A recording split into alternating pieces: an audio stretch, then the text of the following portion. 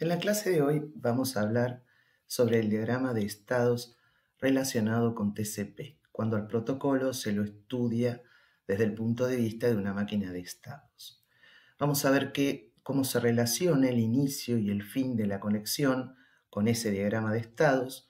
Vamos a hablar de la funcionalidad que cumplen los flags de push, de urgente y de reset, y terminaremos viendo algunos ataques posibles a servidores debido a la vulnerabilidad en el inicio de la conexión TCP. Recordemos el inicio de una conexión, el intercambio de los tres segmentos, sin ACK y por último el ACK.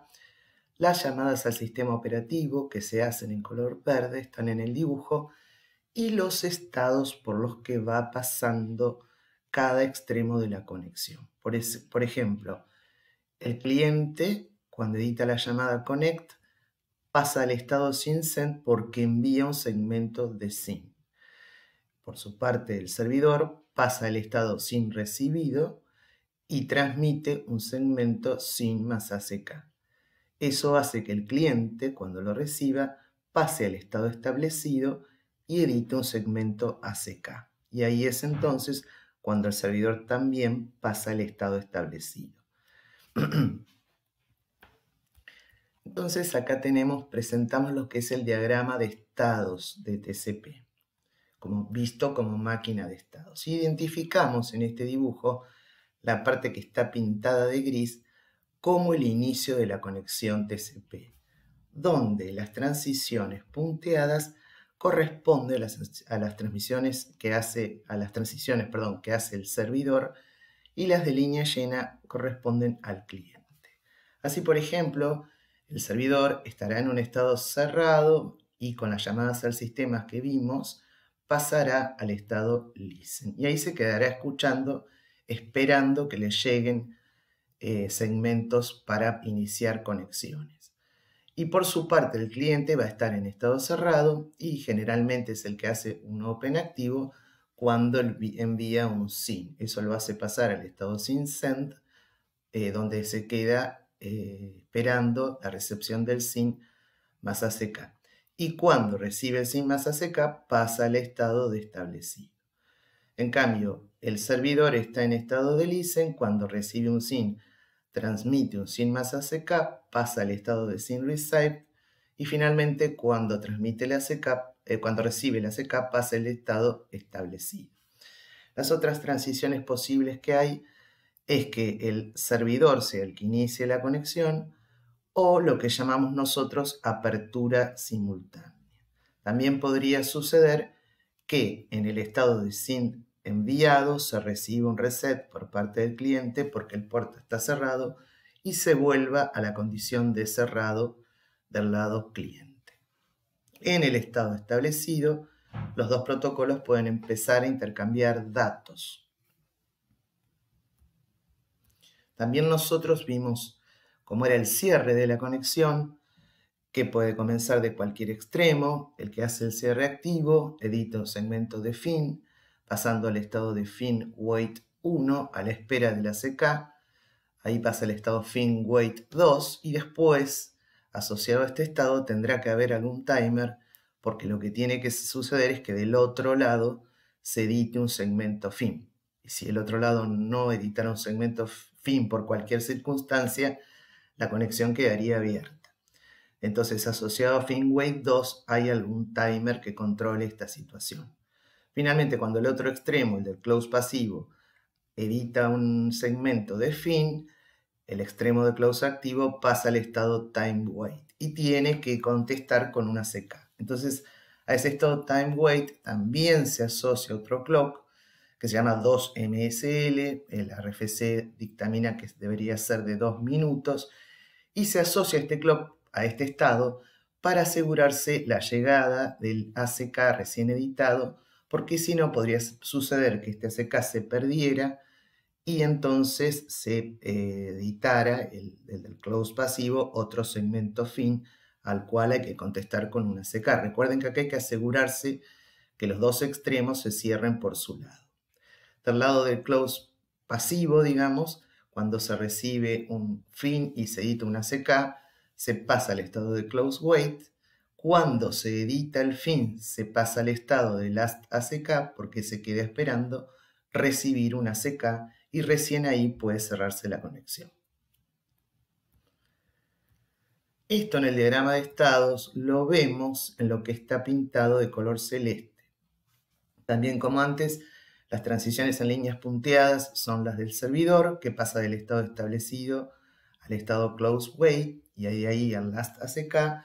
Y las transiciones normales de los 4 segmentos que vemos en el dibujo del costado son para el cliente, pasa al estado fin wait 1, se queda esperando la ACK, pasa a fin wait 2, y finalmente, cuando recibe el fin y edita una ACK, pasa al estado time wait, donde está el clock 2MSL. También podría suceder que estando en estado fin wait reciba un fin más una ACK, así que pasa directamente al estado temp wait. Y también podría suceder, y se contempla en el diagrama de estados, el caso de close simultáneo, que hablamos la clase pasada. Acá quiero destacar 2 estados, al lado del que inicia el close activo, que es el estado de fin wait 2 y el estado de time wait. Cada uno asociado a un timer, como dijimos. El primero, porque no puedes quedarse esperando con la conexión abierta si del otro lado pasa algo y no recibe un fin. Y el segundo es porque debe asegurarse que el otro extremo reciba el ACK. ¿Qué puede suceder? Puede suceder que el ACK, el último, el segmento 4, se pierda y entonces el otro extremo editará otro fin al que habrá que contestar con una ACK. Entonces, en el estado fin wait 2 hay asociado un timer que generalmente se setea en 10 minutos 75 segundos, cuyo propósito es evitar, como les decía, que la conexión se quede en este estado para siempre si el otro extremo, por ejemplo, llegara a caer, porque todavía el lado que hizo el close activo no ha recibido el fin. Por su parte, en el estado de time wait, recuerden que se ha recibido el fin, pero se asocia al timer porque el extremo está enviando una ACK en respuesta al fin recibido y no sabe si ese ACK fue entregado de manera exitosa y se lo tiene que asegurar. Lo que dijimos en la diapositiva anterior es que el otro extremo podría retransmitir el segmento de fin porque se puede haber perdido el ACK y a esto hay que contestar con un ACK.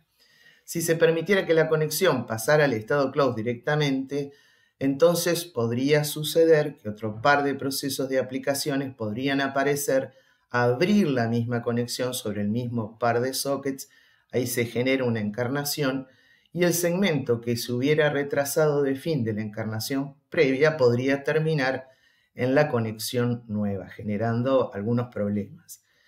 Entonces el timeout para este estado de time wait se ajusta en 2MSL, donde la sigla quiere decir tiempo de vida máximo del segmento. Y esto está relacionado totalmente con el campo TTL de el header IP y también con el tiempo de ida y vuelta.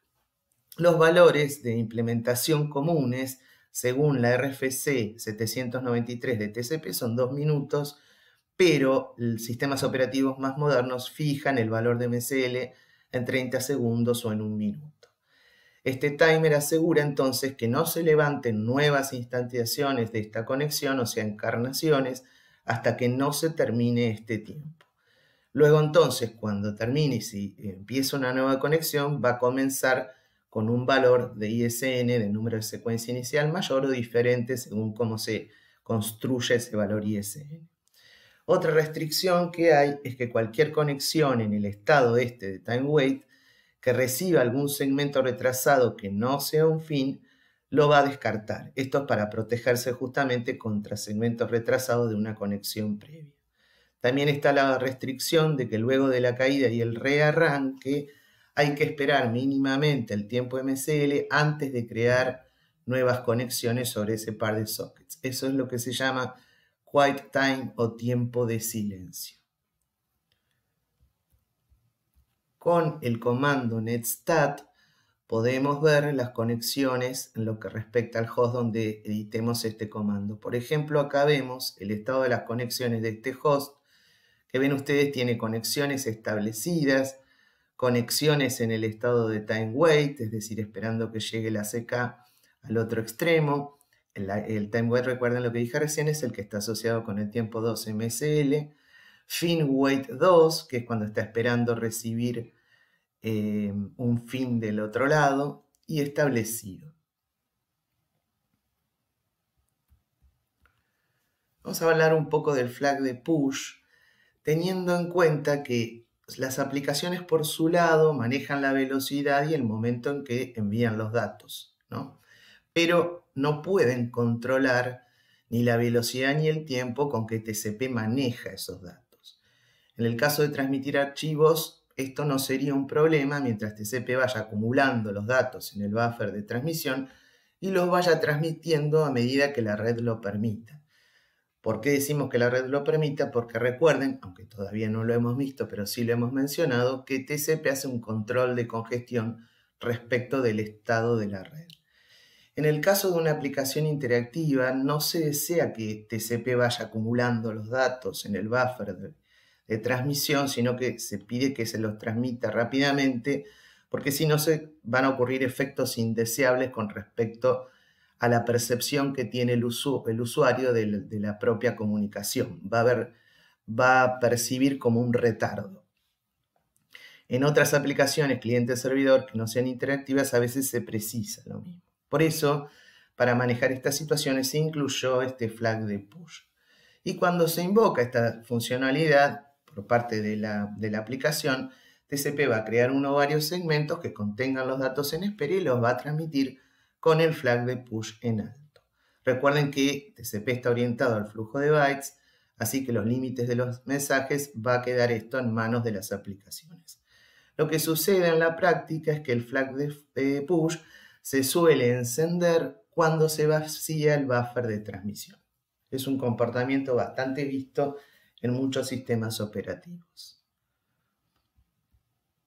Con respecto al flag de urgente, para poder usarlo, lo que hace el proceso que necesita enviar datos urgentes al otro lado es habilitar la función y transmitir los datos en módulo TCP, y este entonces pone en alto el flag de urgente de ese segmento. Y también coloca un número apropiado en el puntero de urgente, que es un offset que apunta al último byte de datos urgentes. Por ejemplo, si el segmento contiene 400 bytes de datos urgentes seguidos de 200 bytes de datos comunes, lo que hace el puntero es ajustarse a 400 y esos bytes se empiezan a contar a partir del número de secuencia que lleve el segmento en sí. Y entonces, del lado de recepción, si un segmento llega con el flag de urgente en alto, se analiza el puntero urgente, se determina la ubicación de los últimos datos urgentes y se los entrega al proceso con una indicación de que estos datos fueron marcados como urgentes. Y el resto de los datos se procesa normalmente. De este modo se puede sobrepasar cualquier otro dato de menor prioridad que haya sido puesto en la cola para su transmisión. Acá vemos la bandera de urgente en el encabezado TCP y el puntero de urgente de 16 bits, que se debe sumar al número de secuencia de 32. Y en cuanto al flag de reset, hay varios casos en que puede estar levantado este flag. Por ejemplo, lo va a editar un host cuando llega un pedido de conexión a un puerto que no tiene el servidor en estado de listen. Se dice que entonces el puerto está cerrado. Les hago la pregunta, ¿qué pasaría si en vez de hacer la comunicación al servidor por TCP se abre la conexión por UDP, o la comunicación en realidad porque no es una conexión, y resulta que se encuentra el puerto destino cerrado? Si se trata de una liberación abortiva, siempre se va a terminar con un reset, pero en una liberación ordenada siempre la conexión va a finalizar con un segmento de fin.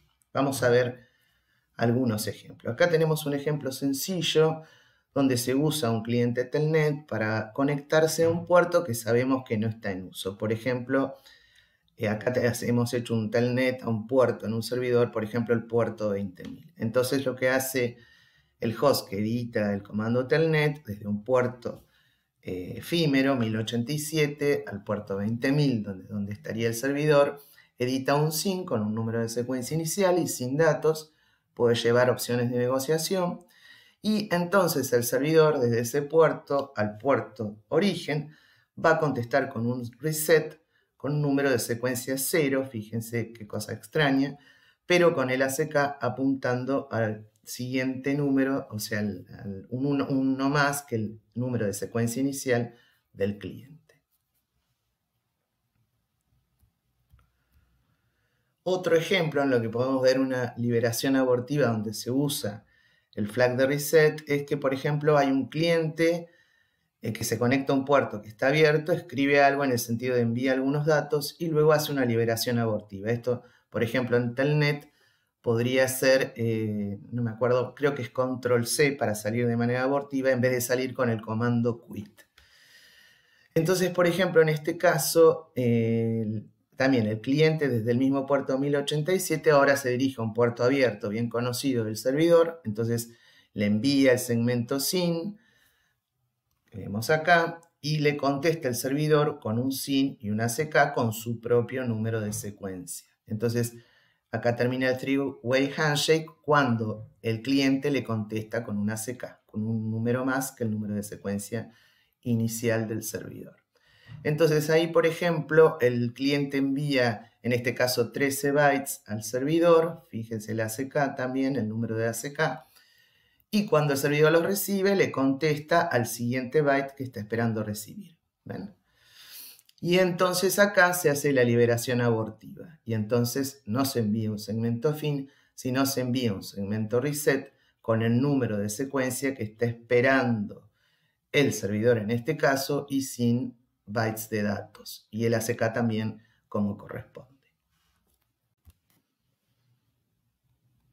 Hay otra situación con el segmento reset, y es qué es lo que pasa cuando un segmento reset llega al lado en el que el proceso está en el estado time wait.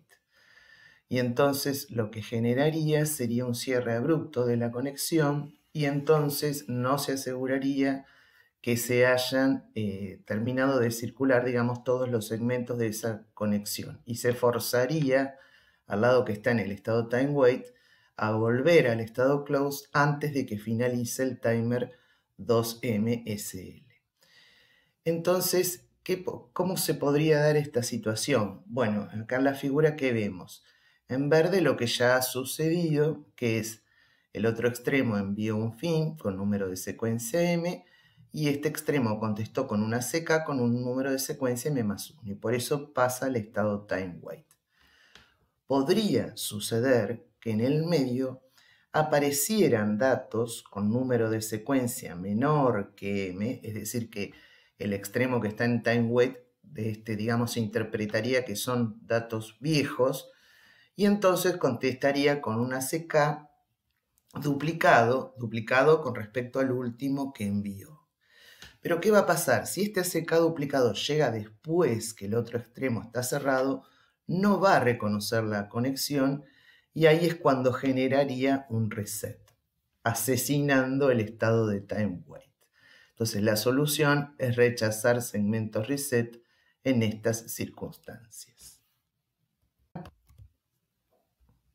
Otro caso interesante es el caso de las conexiones que quedan en estado de half open o mitad abierto, que es cuando sucede cuando un extremo cae y el otro no puede enterarse, no tiene forma de enterarse. Entonces, el extremo que sigue abierto, digamos, estaría distrayendo recursos en mantener conexiones que en realidad no existen. Hay un timer que se llama timer de Keep Alive asociado a TCP que puede llegar a manejar estas situaciones, aunque vamos a ver de una manera un poco confusa. Nosotros podemos hacer un ejemplo de una conexión half open si conectamos un cliente Telnet a un servidor, por ejemplo, al puerto discard, como aparece acá, y luego de intercambiar algunos datos, lo que hacemos es desconectar el cable de red del servidor, rebootearlo, simulando su caída, y conectamos de vuelta y tratamos de enviar datos desde el cliente. Así podemos observar qué protocolos quedan involucrados. Acá, por ejemplo, estos tres primeros intercambios son el three-way handshake, luego el cliente envía 10 bytes al servidor, el servidor los reconoce, acá es cuando sacamos la máquina de la red y la rebooteamos, la volvemos a conectar y el cliente vuelve a intentar enviar 14 bytes de datos a la conexión que ya no existe. Entonces fíjense que lo que primero sucede en este caso es que el servidor sale a preguntar por RP quién tiene la máquina del cliente, la dirección IP del cliente sería. Y este le contesta con su propia MAC y recién ahí el servidor puede contestar y lo hace con un reset. Fíjense en este caso con qué número de secuencia lo está haciendo, siguiendo el valor de ACK que le han enviado antes. También es interesante hablar de ciertos ataques a servidores TCP. Recuerden que son servidores concurrentes, se acepta una conexión y se invoca un nuevo proceso cada vez que aparece un nuevo cliente. Esto se hace con la llamada sistema fork o lo que se dice a través de hilos o threads. Se puede observar con Extat lo que sucede con el puerto del lado servidor. Si no hay conexión va a estar en estado de listen, esto lo vimos también recién en un ejemplo. Cuando hay conexión pasa de listen a establecido. Y hay que observar los pares de sockets, se pueden observar desde el mismo cliente, ¿no? Con el comando netstat. Los servidores concurrentes, dijimos, pueden atender a más de un cliente por vez, pero es a nivel TCP donde primero se establecen las conexiones. Entonces, cuando llegan nuevos requerimientos, mientras que, por ejemplo, el servidor está ocupado o el sistema operativo está atendiendo otras prioridades, es TCP el que debe manejar esta situación. La aplicación no puede de esta forma. Antes de subir los pedidos a la aplicación servidora, ¿qué puede pasar con la conexión TCP? Bueno, puede estar en estado sin recibido o en el estado establecido. En el estado sin recibido todavía no se completó el intercambio de 3 vías y en el estado establecido sí ya finalizó. Pero todavía esto el servidor no lo sabe. Entonces lo que tiene que hacer el sistema operativo donde está implementado TCP es armar lo que se llaman colas de espera. Por eso, cuando el servidor coloca el socket en el estado listen, debe especificar una cola de conexiones pendientes que se suele llamar cola de backlog para ese socket. Y es como un valor límite para las conexiones que están entrando. Entonces, el sistema operativo va a quedar asociado a una cola cuyo tamaño se va a determinar en el argumento backlog de la llamada al sistema listen. Una opción es manejar las conexiones entrantes a través de una única cola, pero otros sistemas operativos utilizan 2 colas. Los que utilizan una cola, cuando reciben un segmento SYN, contestan con un segmento SYN ACK y agregan la conexión directamente a esa única cola. Cuando reciban el segmento ACK y se termine el three-way handshake, la máquina evoluciona al estado established y entonces la conexión sigue en la cola y está en estado de ser entregada a la aplicación. O sea que en esa cola va a haber tanto conexiones en estado de SYN-RECEIVE como conexiones en estado established. Pero estas últimas solo van a poder ser retornadas a la aplicación con la llamada al sistema accept. En el caso de 2 colas, uno para SYN-RECEIVE y otra para established, puede suceder entonces que conexiones que formen parte de la primera cola de SYN-RECEIVE pasen a la segunda cola de established cuando el three-way handshake termine de completarse. En este caso, la llamada sistema accept se implementa como una manera de consumir conexiones de la cola de established y el argumento de backlog de la llamada listen determina el tamaño de esa cola. Por ejemplo, implementaciones TCP derivadas de BSD, BSD quiere decir Berkeley Software Distribution, que es una variante de Unix, usan la primera opción, una única cola. ¿Y qué van a hacer cuando la cola se llena, limitada por el valor de backup? Bueno, lo que van a hacer es no transmitir cada vez que reciben un segmento SYN, no van a transmitir el SYN ACK ni van a transmitir un reset, sino que van a van a dejar sin respuesta los segmentos SYN que están entrando. Entonces, del lado del cliente va a haber un timeout, del que se está tratando de conectar va a haber un timeout y va a repetir el SYN hasta que haya algún lugar en la cola y entonces ese SYN se acepte. En el caso de, por ejemplo, sistemas operativos tipo Linux, a partir de la versión 2.2, la llamada sistema listen especifica la longitud de la cola para conexiones que ya están establecidas a la espera de ser aceptadas por la aplicación, pero manejan dos colas. Una para SYN_RECEIVE, cuya longitud está especificada por el sistema y almacenada en una variable, y el valor default, por ejemplo, es 1000, y otra de conexiones que ya están aceptadas, que también se especifica en otra variable con valor default, por ejemplo, 128.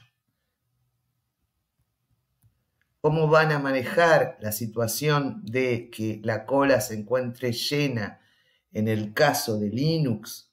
Bueno, ¿qué hace entonces?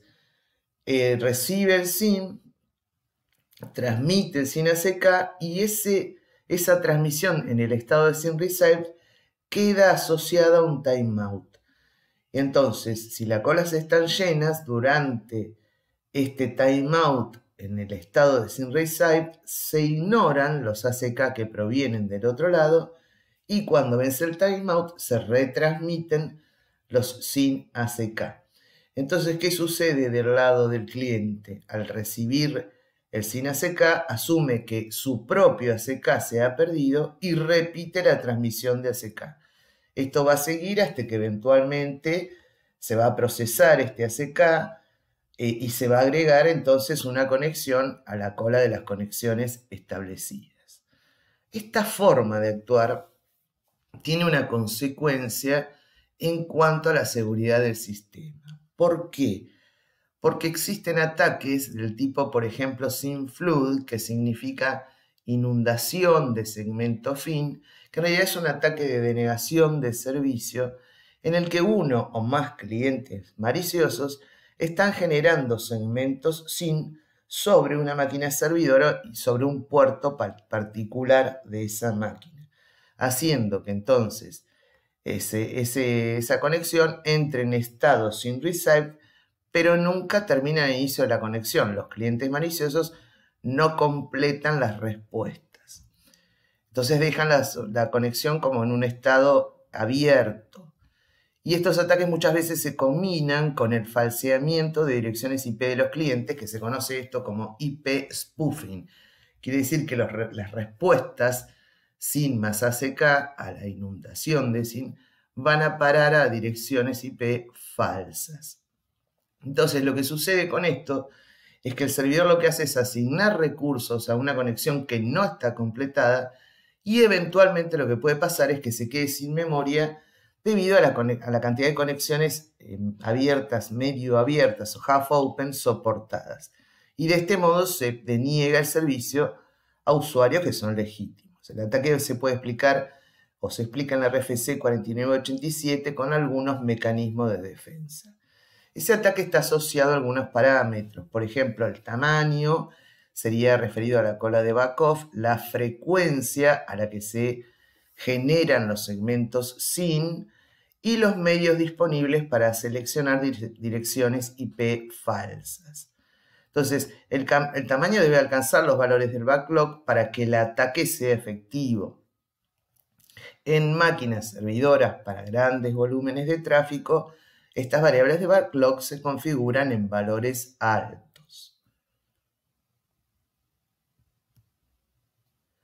Por el otro lado, aunque el protocolo no lo exige, algunos sistemas operativos configuran tiempos límites para estas conexiones en estado de half open.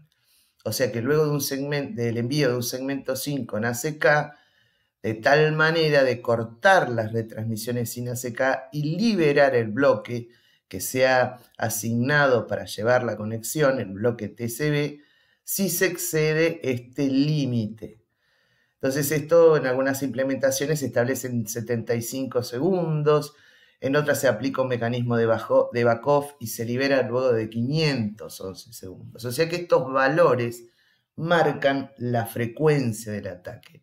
Entonces, el atacante sabe que tiene que generar nuevos segmentos SYN que en realidad son falsos, ni bien se liberen los bloques TCB de los previos. Entonces, una solución también podría ser aumentar el tamaño de la cola del backlog. Pero lo que pasa es que se ha demostrado que muchas implementaciones presentan problemas en cuanto a la estructura de los datos que utilizan y los algoritmos de búsqueda que manejan en el caso de tener que escalar a tamaños mayores.